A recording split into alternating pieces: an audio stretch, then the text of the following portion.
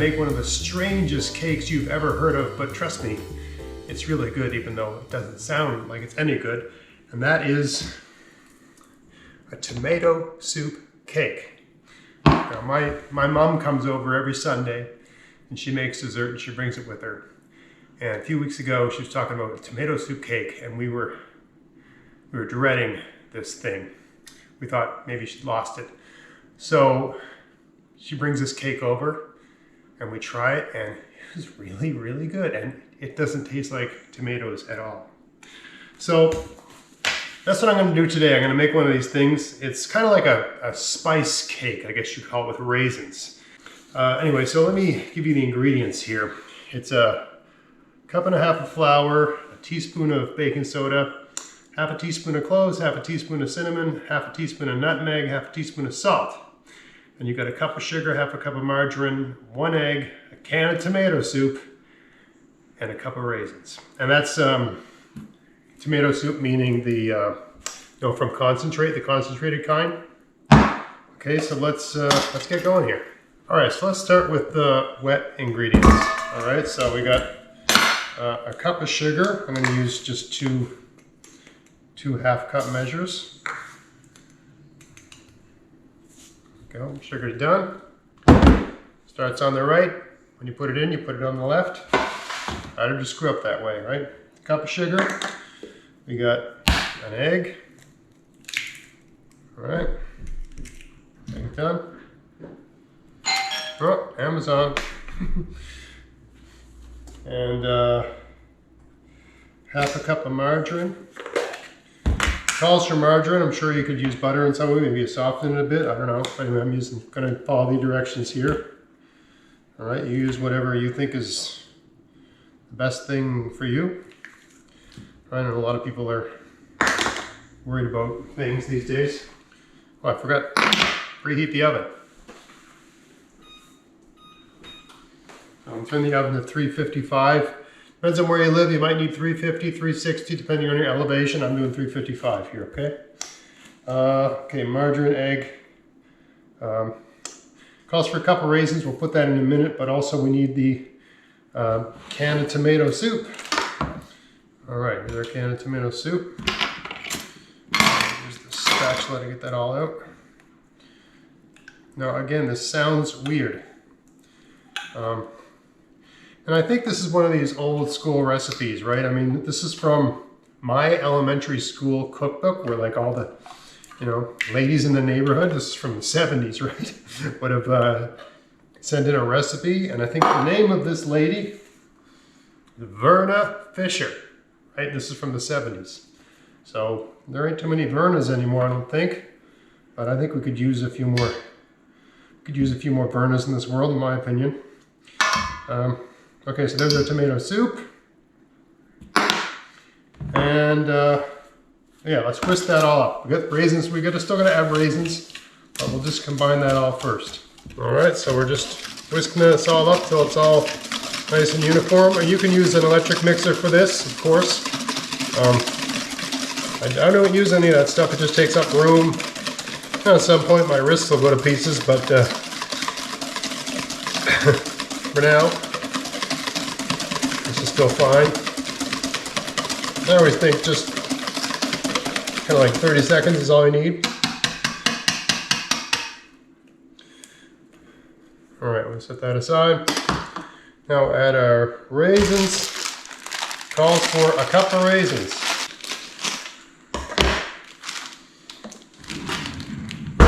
So it's a half and another half. Raisins. Okay, so that's double check, sugar, margarine, egg, soup, raisins. That's our wet, okay? So now I'll just combine those in. Can't use the whisk now because the raisins will get stuck in the whisk, right? But that's okay. Now our dry. Right, I just mix all the dry and then combine it to the wet, right? So for our dry, we're gonna have a cup and a half of flour. There's a cup There's a half a flour. Okay, then we're going to have a teaspoon of baking soda, not baking powder. I got young teenagers learning how to bake. And you mix up baking soda or you put baking powder in when you need baking soda. It doesn't rise properly. You put baking soda in when it calls for baking powder, it will not taste good. All right, anyway, there's our baking soda. Now we're going to, maybe we'll add the salt. This calls for a pinch of salt. And in my recipe, I just wrote down half a teaspoon, but it's like a kind of a weak half a teaspoon. That's more like a dash. And I always think I like it a little bit more salty. You can add less salt than that. You can use a quarter teaspoon. Okay, now we're going to have a half a teaspoon of cinnamon. All the spices are half teaspoons worth. Okay, so half a teaspoon of cinnamon. If you go a little bit over, that's fine. I wouldn't go under. It's kind of a spicy thing anyway. We've got our cloves. Nice teaspoonful of that. Nice strong cloves. And our nutmeg here. Another teaspoonful. Okay, soda, cloves, cinnamon, nutmeg, salt. We got it all in there. Okay, and I'm just going to get this in the measuring cup. Mix it all until it's all the same color. Make sure you get all the spices in there. You know that when you can't see any sign of the spices anymore, that you've got the baking soda, which you can't see. It's the same color as the flour. Now, once the spices are all uniformly mixed, you know that the baking soda is also mixed in there. That's your leavener, right? That's what's going to give the cake its lift. Okay, so that's good. We got that. Now we can combine that all together. All right, and we're just about ready to put this in a pan. I'll just mix this all up till it's nicely combined. This recipe is for, and it has a funny color. It looks pumpkin, right? But it'll get very dark. At least I hope it does. That's the way it was when my mom brought it over, so we'll see. Grandma Maritime Gardening.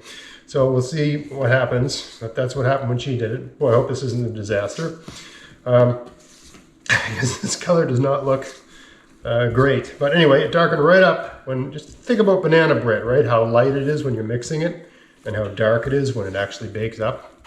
I'm hoping it's going to be like that. Something happens with that tomato. The original instructions for this recipe are for a 9 by 9 pan like that. I really like this kind of long, this is like 4 by 13 pan. I just like cakes in that.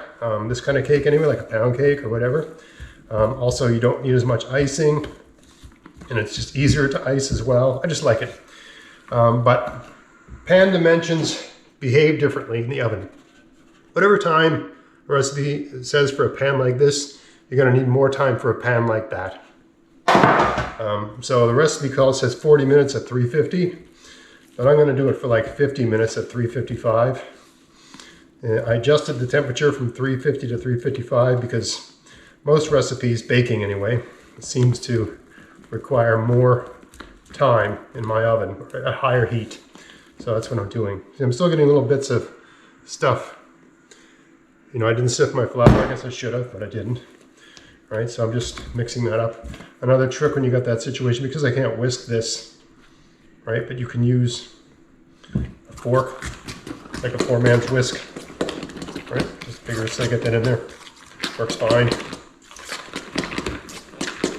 You got like a soup spoon and a whisk, or a soup spoon and a fork. You can make anything. See, I'm still getting bits of that white. I should have sifted the flour. I always forget to do that. It'll still be fine. Okay, I'm going to say that's mixed enough.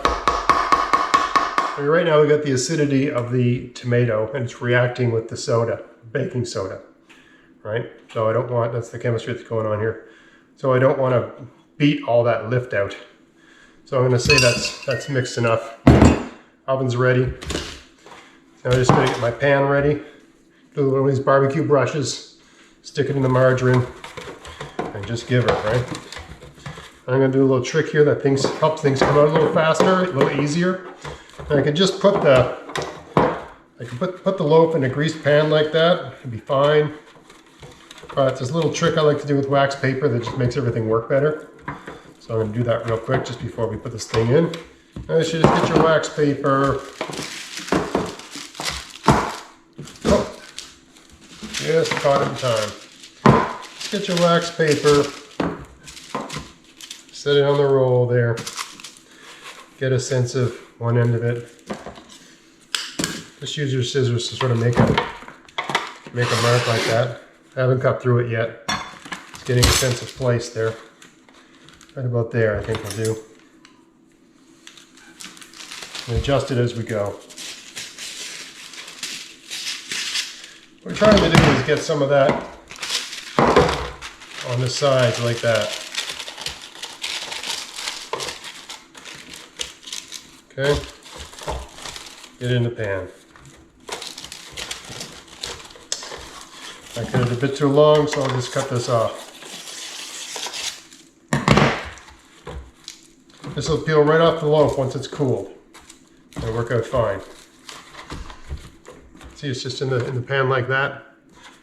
Just helps you get the cake out. Put one more little layer of butter on the bottom. This is just margarine. Use butter, use oil, whatever you got, right? Doesn't matter. Whatever you think is the right thing. Everybody's got their own opinions about cooking oils these days. All right, that's all ready. Okay, we're just going to put that in the pan.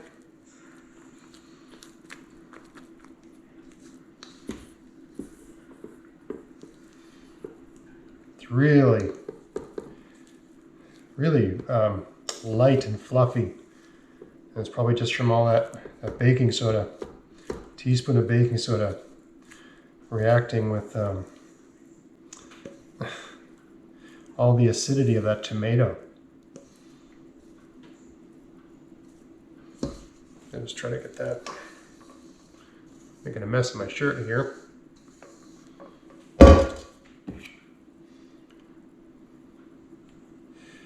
All right, I'll just sort of even that out a bit in the pan.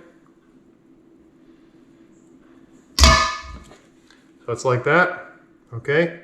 And in she goes for 50 minutes. We'll see you in 50 minutes, 5-0.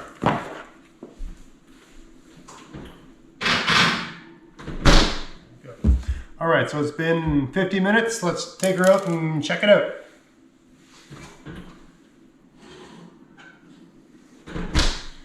It seems cooked, but let's do the little skewer test. Comes out clean, so that worked out perfectly. All right, we're just gonna wait, I don't know, about an hour or so for this to cool down, and then we'll ice it and give it a taste. Just want to show this coming out. See? Comes out no problem. Comes right off. Right? Still hot, I can't ice it yet. Okay, here we are with the final result. We had a bit of a catastrophe in the kitchen while I was cooking supper. We found out that the freezer wasn't working. We had to scramble and deal with all of that. And the cream cheese had gone moldy, so I couldn't make cream cheese icing. So I didn't really film. This is just regular vanilla icing. Tablespoon of butter, teaspoon of vanilla, tablespoon of milk, about a cup and a half, give or take, of icing sugar. That's it, nothing too fancy. All right, so we're gonna try this out. I'll show you what it looks like on the inside. I got my daughter holding the camera here. She's gonna have a little bit. We're gonna do a little taste test. Here's what it looks like inside. It's remarkably, like, it's not like red or orange at all. It's brown. I mean, my daughter has a better sense of color than me. This brown? Yep. Yeah, it's brown. Right, it looks like banana bread. That's the color. Anyway, we're gonna split it because it is almost supper time. And here you have that. And we'll give her a try. I'm gonna go icing side. Does it taste like tomatoes? No. It's just good. No, I can't explain it. It makes no sense. There's an entire can of tomato soup in there. You taste the raisins. You taste the spices. It's really good. Okay, so that's tomato soup cake. Strangest recipe I've ever seen. It works. Now in these days where you're trying to pinch pennies and make things last and figure creative ways to make something nice without breaking the bank, tomato soup cake is a pleasant surprise. Anyway, I hope you found this interesting. If you did, please like, share, subscribe, and until next time, get out there, get at it, have fun in your garden, have fun in your kitchen. Thanks for watching.